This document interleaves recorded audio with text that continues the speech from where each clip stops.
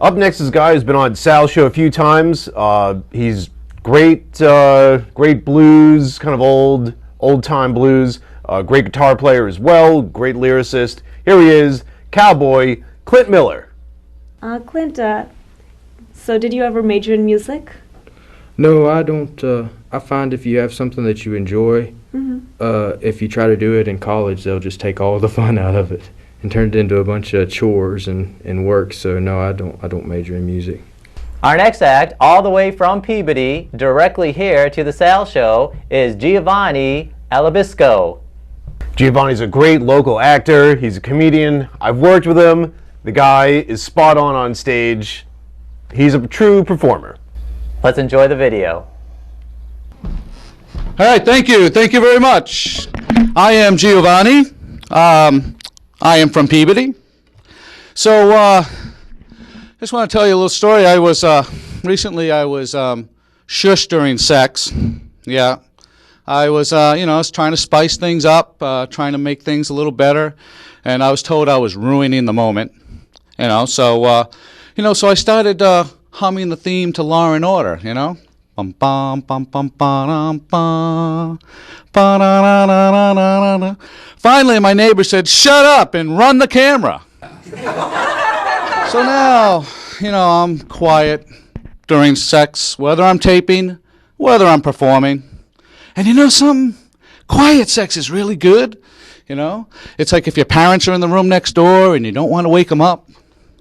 Or, you're in the library and you're looking at some internet porn and you got to be quiet because you're in the library.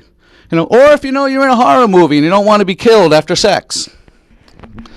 Guys, if you want to know if your girlfriends are going to shush you during sex, got a shush test for you. You ask them to Hooters. Oh yeah, they say yes, you're almost good. You go there and they're staring just a little bit too long, you might have a problem. Could be a good problem, you never know. But if they say no and they go ultra-feminist on you, oh wow, you quickly suggest that this should be a restaurant called Timoney with buff men walking around, short orange shorts, socks stuffed in there, and they're serving wieners. That works every time. Just cuts right off those ultra-feminists. What is an ultra-feminist anyway? What do they have? Guns? They got the bullets strapped around them, right? It's like mercenaries, ultra-feminist. So I don't know. Never ran into one yet. But hey, my doctor told me recently I was healthy as a horse. Healthy as a horse. Oh yeah. I started thinking. Why do we use the animal scale for human health? And do animals use the human scale for their health? Like does the Dr. Bo Weevil say to the patient Bo Weevil, "I'm sorry, sir, but you're as sick as, say, Keith Richards. But with the proper rest and treatment and drugs, you can be as healthy as, say, Nick Nolte." There's a real leap, huh? Keith Richards to Nick Nolte. I don't know. How many people here confuse Nick Nolte and Gary Busey? Yeah? You? Right? You? I do it all the time. And the funny thing is, what happens to me is people confuse me all the time with George Clooney. Absolutely. You see it? Can you see it? Huh? Right here in the profile? Let's suck this in. Right. George Clooney, me. Yeah, we're like this. Absolutely. So, wow. See, what else I got here? I just had breakfast in bed. You think that's a really good thing, really, what a treat. But it's really stressful. I mean, my God, it's like you're sitting in the bed, they prop you up with pillows, and they come with that tray. And they take that tray and they put it over your thighs. It's like handcuffs for the thighs. Okay, the cops should not be using handcuffs, using breakfast trays, because you can't move. You're stuck there. It's impossible to get out of this thing. Okay, and then they come over and they bring you the eggs, they bring you the bacon, they bring you a little fruit bowl. You got a coffee, you got your juice, then a little vase with one of those single flowers sitting in there, and it's supposed to be so nice. It's not nice, it's stressful, my God.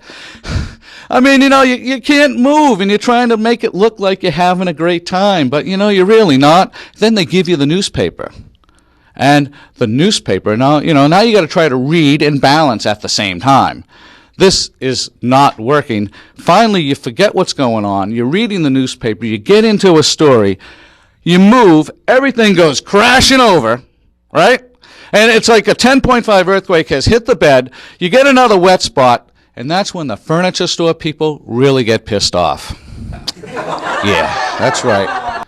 I am not welcome back at Jordan's Furniture ever. No. Just don't do that. No breakfast in bed in Jordan's. Remember that tip right here. Write it down. Write it down. Oh, let's see. A friend of mine just had a wedding. He got married by JP, and he had a wedding reception, and that's all he did. Nobody went to the wedding. They just had the wedding reception, and we went, and it was at a curling club. Curling, and I'm not talking about hair curling. I'm talking about Olympic curling. You get on the ice, you know, you throw that stone. You know, it was fun. I got to play. I got to do it. I got instruction. You know, the instructor, you know, I did my little slide like.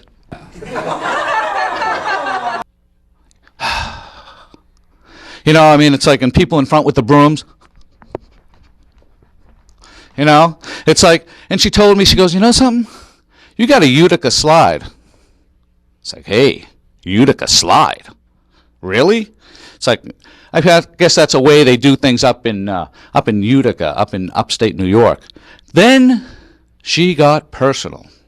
Yeah. She told me I had an early release. No. It's like, stop right there, lady. Stop right there. So, anyway, you know, a friend of mine, the economy, everyone knows his economy is a little bit down. So, a friend of mine had to take what he could. His unemployment ran out. So he got a job as a bathroom attendant at a fancy nightclub. So, of course, I had to go see him, right? You know, got to go make fun of him.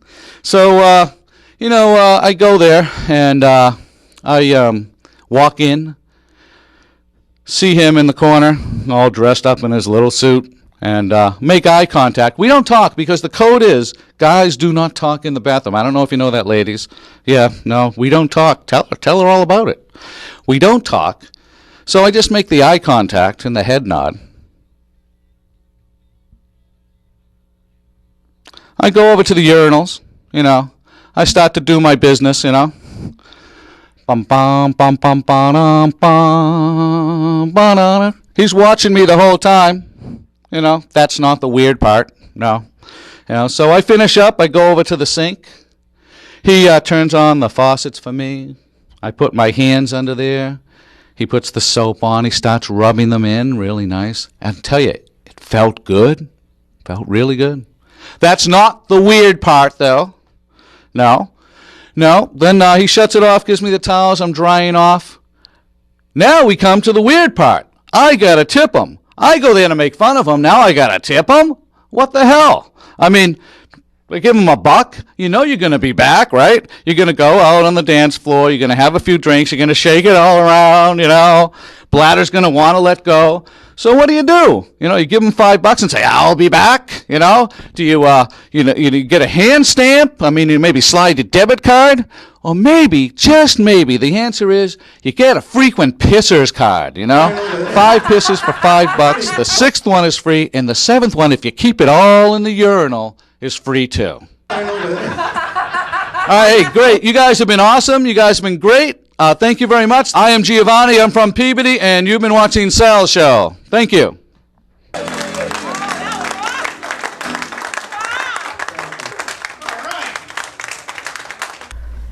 Wow.